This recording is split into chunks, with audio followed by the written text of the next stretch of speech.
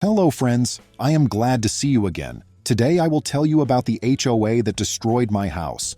I've seen my fair share of wild standoffs in my line of work, but I never imagined my own house would become the epicenter of one of the strangest, most frustrating, and ultimately most rewarding showdowns of my life. Let me take you through the roller coaster of how my property was bulldozed by the same folks who tried to evict me, without having a clue that I was, in fact, the county sheriff, and how their attempt ended with a hefty settlement and a prison sentence for the key culprits.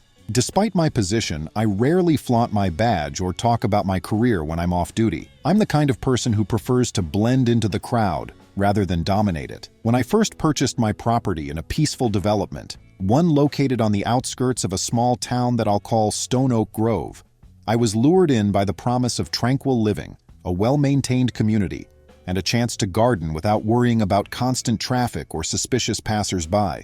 I'm in my early 40s and I've been in law enforcement for nearly 2 decades.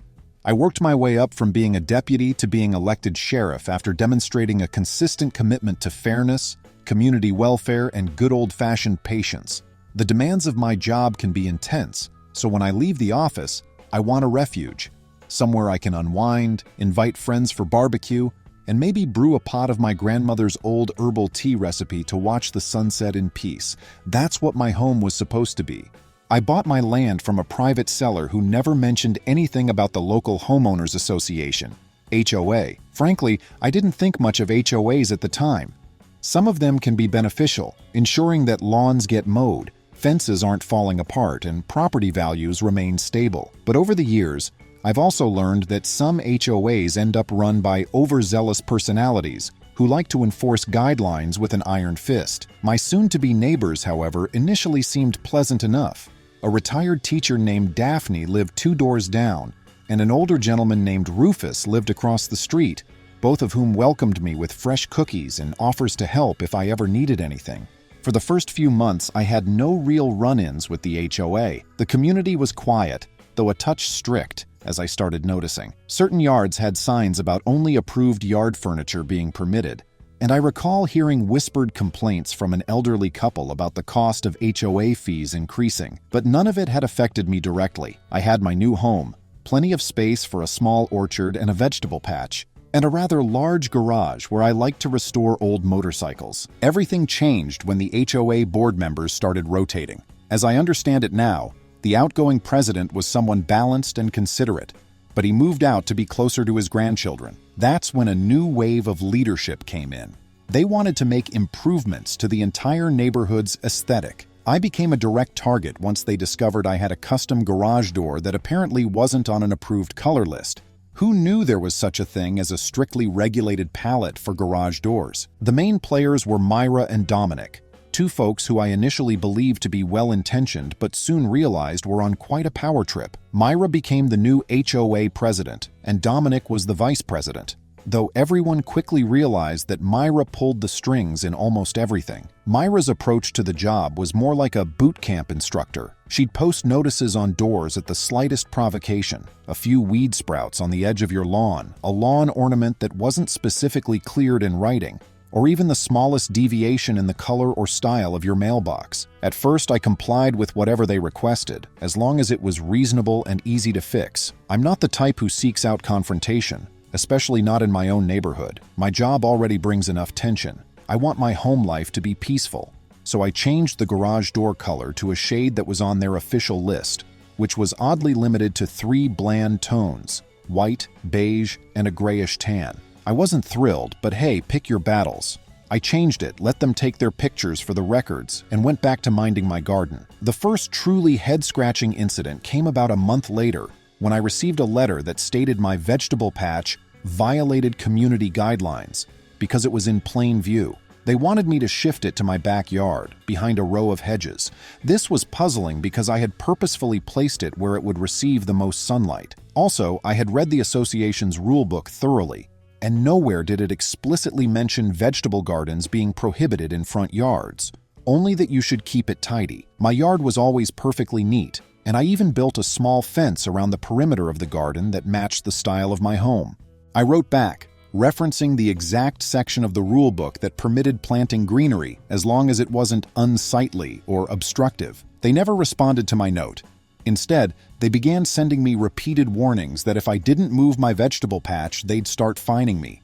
The daily fine was an absurd number, something like $100 for every day the garden remained in violation. Now, around this same time, I had a conversation with Daphne, the retired teacher. She was upset because Myra had forced her to remove a bench in her front yard that her late husband had made by hand. It was sturdy, beautifully crafted, and certainly not an eyesore.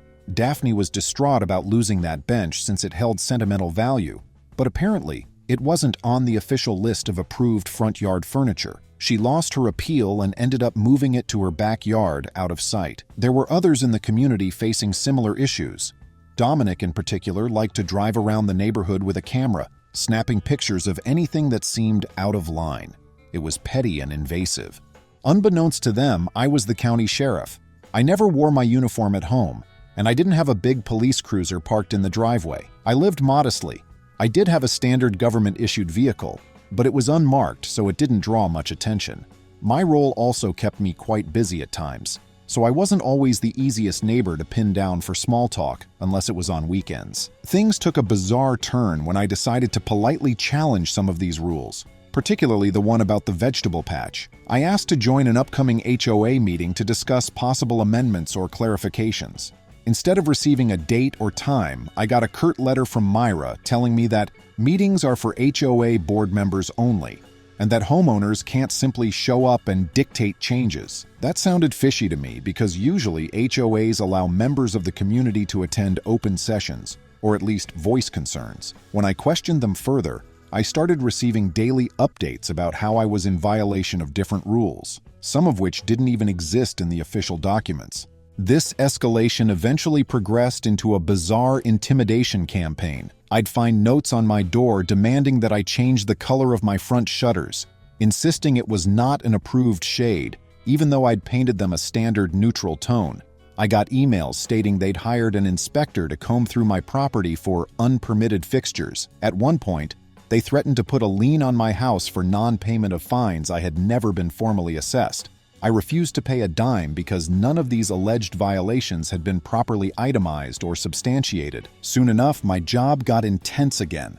A string of burglaries hit a nearby business district, and I had to focus on that case for a couple of weeks. While I was gone, I received frantic calls from Daphne and Rufus saying that the HOA had sent a crew to my property under the pretense of community maintenance. These workers tore out my vegetable garden, flattening all the raised beds, and even removing the decorative fence around it. That was the first time I realized Myra and Dominic were willing to cross lines that went beyond petty letters. Given my position, I knew exactly what to do: gather evidence. I interviewed the workers who came onto my property. They told me they were hired by the HOA and were given a list of addresses to service, including mine, under the belief that they had full permission to remove landscaping that violated guidelines. One worker, a man named Alonzo, confided that he thought the job was strange because my garden didn't look disruptive or messy, but his boss had the contract, so they followed orders. I sent the HOA a formal demand letter to reimburse me for the damage to my garden. The combined cost, including the destroyed produce, fencing, and the labor I had invested, was not insignificant. They shot back with a snarky response, claiming they had the right to enter my property to enforce guidelines, referencing vague clauses that didn't actually apply. If they had known they were tangling with the local sheriff, maybe they would have exercised caution. But to them, I was just another pesky homeowner complaining. In the meantime, I caught wind of how Myra and Dominic were reportedly bragging to other neighbors about finally teaching me a lesson so that no one else would dare oppose them. According to hearsay, Myra told someone she was going to break me until I either complied with every demand or left the neighborhood altogether. This was starting to become personal. My sense of justice was now fully triggered. I have always believed in playing fair, giving people plenty of chances to do the right thing. But if they escalate, I have no problem standing my ground. I decided to attend an HOA board meeting in person with my official name tag clipped inside my jacket, not visible unless I opened the lapel. I wanted to do this quietly and politely, just to see how they operated and if there was any chance for reason. My attempt was shut down at the door. They had a security guard, an off-duty guard from a private firm, who told me that these meetings were closed to outsiders. I explained that I was a homeowner within the community and had every right to attend. The guard received direct instructions from Myra over the phone that I was not to be let in, so I left calmly, deciding then and there that it was time for a more methodical approach. The next few weeks brought more nuisance letters and fines that they tried to impose. My patience was running thin, but ironically, it was around this time that a personal situation arose which demanded even more of my energy. My younger brother Owen was dealing with some difficult health issues, and I needed to be there for him. I spent a good deal of time traveling back and forth to support him. On top of that, I had to manage my normal duties at the sheriff's office. I let the HOA letters pile up in a folder, knowing I would deal with them properly when the time was right. During that period, Myra and Dominic took advantage of my absences. They posted official-looking documents on my door, claiming that my membership in the association was revoked and that I was in default of some obscure rule.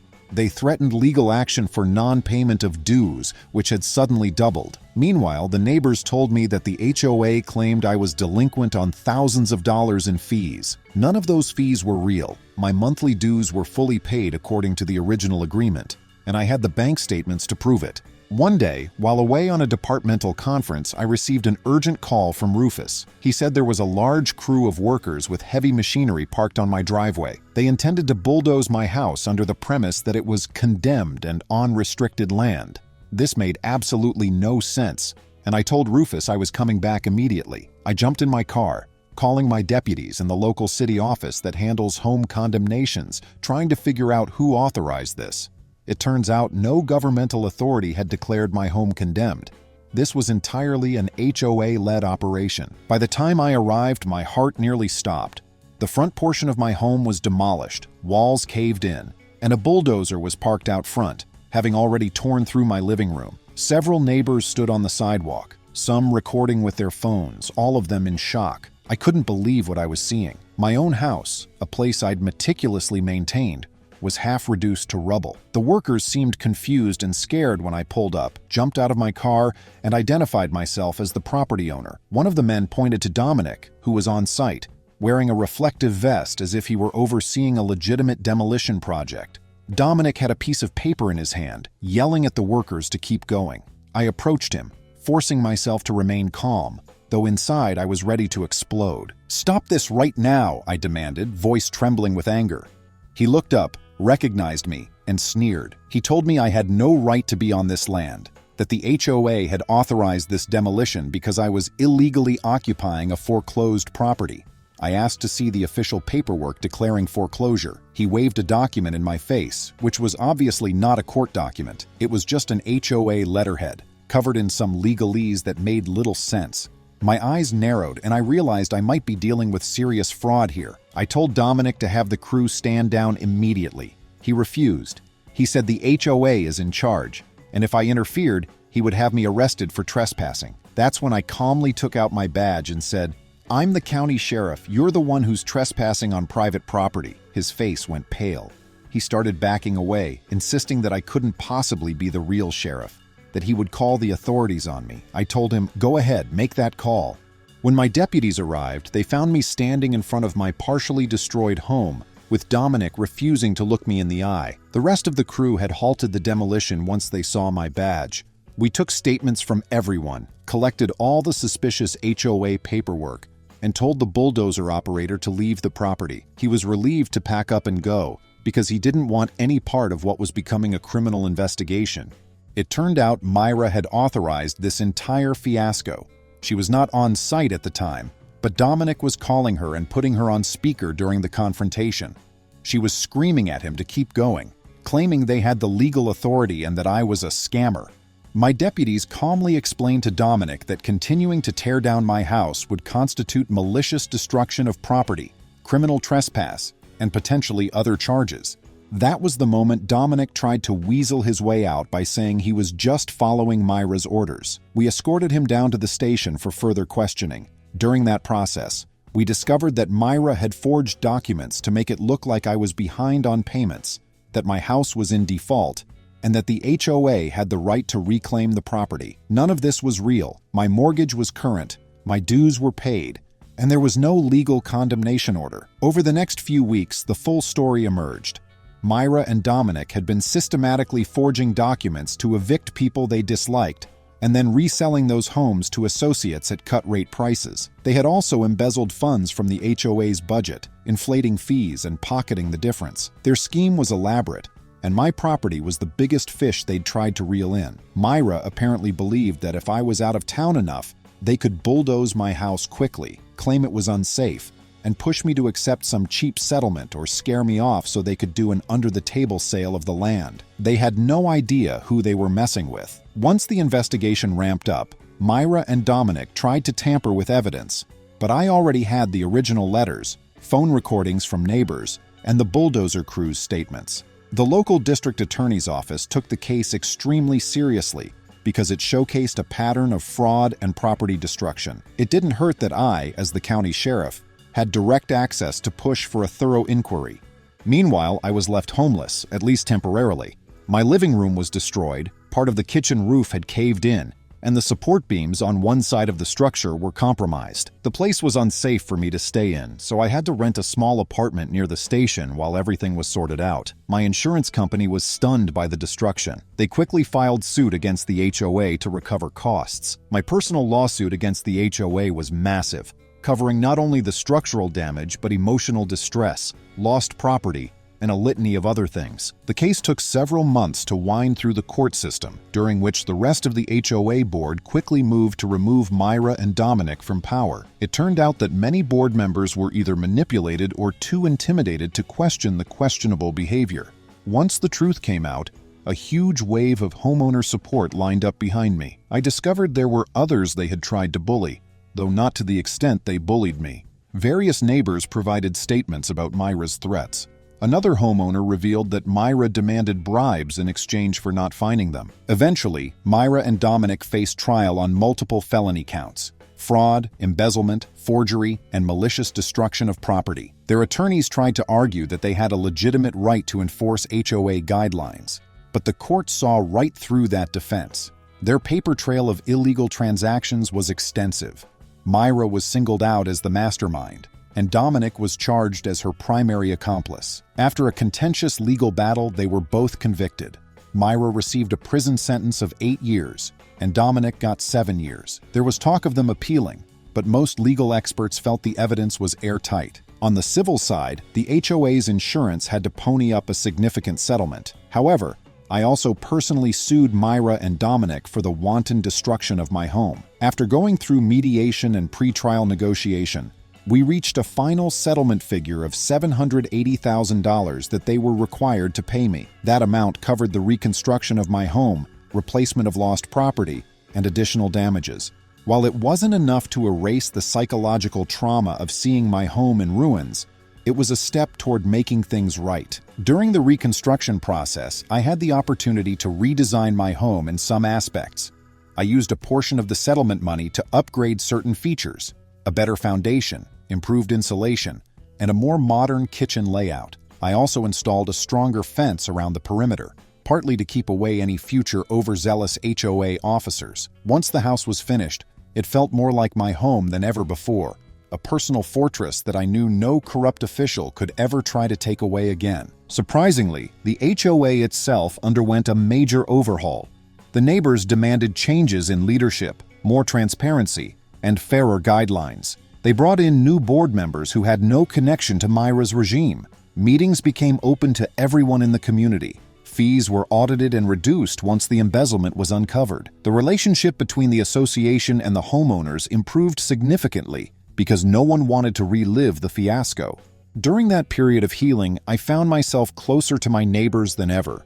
People who had previously been polite acquaintances now became genuine friends, checking on me, asking how the repairs were going, and occasionally bringing over dinner to my temporary apartment. Daphne, who once had to hide her beloved bench, was given an apology by the new board, and they officially approved her bench in the front yard. Rufus, who helped notify me about the bulldozer, said he was proud to live next to a sheriff who stood up for the community. The incident, in a strange way, brought us closer together, forging a bond that might not have existed otherwise. One of the more heartwarming side stories involved a neighbor named Carly. She had rescued several dogs over the years, and the old regime tried to fine her repeatedly for excessive dog noise, even though her dogs were usually indoors and rarely barked. With the new, more compassionate board, Carly was allowed to help coordinate a community dog park area within an unused lot near the edge of the neighborhood. Now we have an official spot where people can bring their pets, complete with water stations and benches.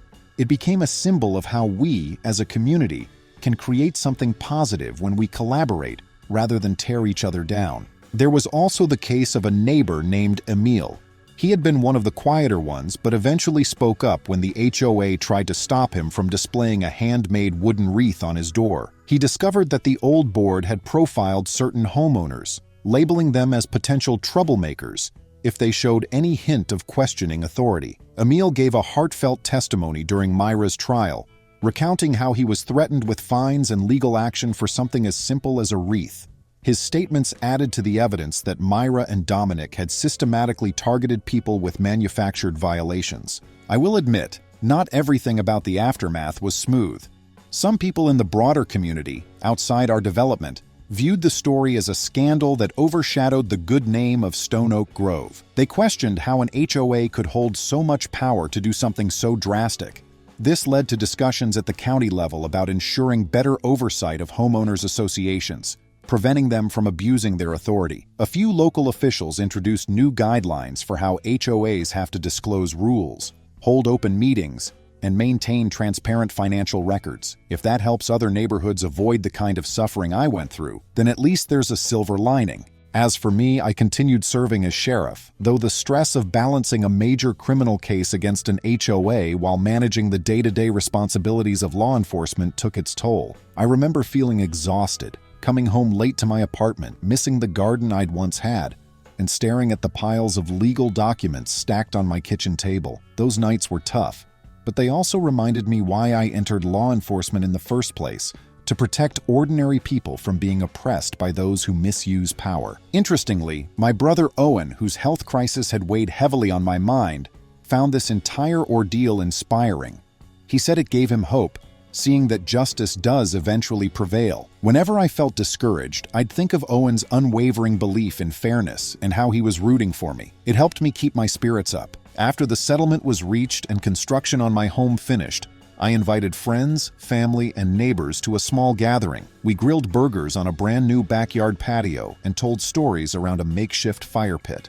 Looking around, I felt a surge of gratitude for all the people who stood by me. It was surreal to think about how much havoc Myra and Dominic had caused, and how drastically different the outcome could have been had I not had the resources and authority to fight back. I couldn't help but wonder about others who might have been intimidated into submission without the advantage of a legal background or the position I held. It still feels odd to recall that day I drove up to my home and saw it half destroyed by a bulldozer. That memory never fails to ignite a mixture of anger and disbelief. Yet, it's also a reminder that there are always some individuals who will abuse positions of power for personal gain, and there are those who will stand up against them. The fact that they tried to evict me without knowing I was the sheriff underscores the arrogance and recklessness of their plan. They believed they were untouchable, that a flurry of fake documents and intimidation tactics was enough to remove me quietly and profit from my land. To this day, I still get asked by various folks in town, how could they not know you were the sheriff? Truth be told, I live an unassuming life. I don't parade my title around. My official capacity is something I use strictly in a professional context. Besides, Myra and Dominic were so focused on their scheme, they never bothered to do a simple background check on the homeowner they were targeting. It's almost comical that their downfall came from such a glaring oversight. When the trial wrapped up, I felt a sense of relief watching Myra and Dominic receive their sentences, 7 and 8 years in prison, respectively. The judge's stern words still echo in my mind. He told them that abusing one's authority over an HOA community was an egregious breach of trust. It was more than just a real estate scam.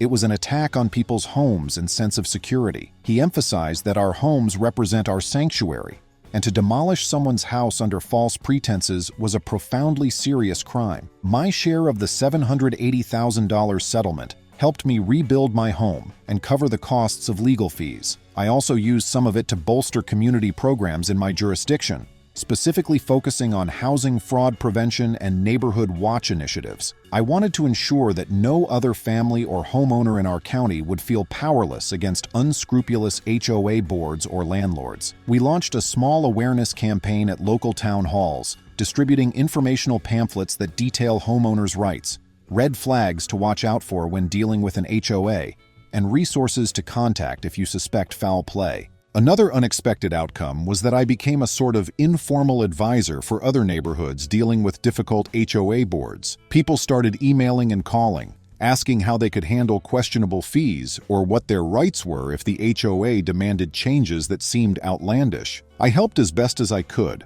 often directing them to official state resources or local attorneys who specialized in property law. It wasn't a duty I ever anticipated, but if sharing my experience could help others, I was more than willing to do so. As I reflect on everything that happened, I often think of the small moments that stand out. Rufus's frantic voice over the phone warning me of the bulldozer, the startled expressions on the faces of the construction crew when they realized who I was, and the hush that fell over the courtroom when the verdict was read. These moments collectively remind me of the shock, determination, and ultimate vindication that carried me through that tumultuous chapter of my life. I'd be lying if I said I don't occasionally have nightmares about it. Sometimes I dream that I come home and see my porch smashed in, or hear the rumble of heavy machinery outside my window. But those moments pass, and I wake up in my rebuilt house. Everything is as it should be, and the only hum I hear in the neighborhood these days is the sound of lawnmowers and kids playing. If there's a lesson I've learned, it's that no matter how simple or modest your life may seem, it can become the target of opportunists. You have to stand firm for what's right and gather your evidence. Never assume that bullies can't be taken down just because they have official-sounding titles or wave around complicated paperwork. Property law can be intimidating, but it's not a magical veil behind which wrongdoers can hide forever. My mother once told me that a home is more than just walls and a roof. It's the people, the memories, and the sense of peace you cultivate within it. The damage Myra and Dominic inflicted on my house challenged that principle, but ultimately they couldn't steal my sense of home. They tried to evict me from my sanctuary, but they failed spectacularly.